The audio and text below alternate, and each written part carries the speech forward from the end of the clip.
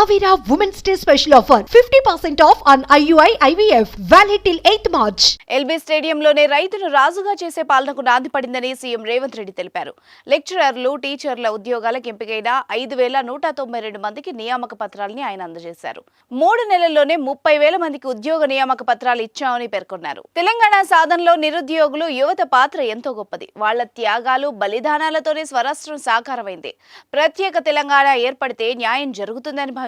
కానీ కుటుంబ పాలనలో యువత ఆకాంక్షలు నెరవేరలేదు. కేసీఆర్ ఆయన కుటుంబ సభ్యుల పదవులు ఊడగొడితేనే తమకు ఉద్యోగాలు వస్తాయని యువత భావించారు. అనుకున్నట్టే చేయడంతో ఇప్పుడు ఉద్యోగాలు వస్తున్నాయన్నారు రేవంత్ రెడ్డి.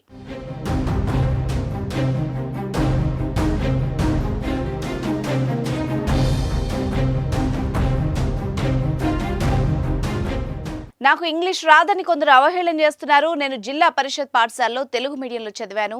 గుంటూరు, గుడివాడకు వెళ్లి కార్పొరేట్ పాఠశాలలో చదవలేదు.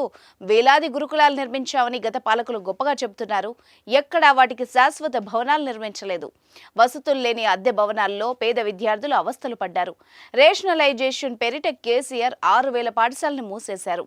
కుల వృత్తుల పిల్లలు ఆ పనులే చేసుకోవాలని భావించాడు. పేదలు గొర్రెలు, బర్రెలు, చేపలు మాత్రమే పెంచాలన్నట్టుగా వివరించాడు. ఆయన మనవడి పెంపుడు కుక్క చనిపోతే వెటర్నరీ డాక్టర్ మీద కేసీఆర్ కేసు పెట్టాడు అని విమర్శించారు రేవంత్ రెడ్డి.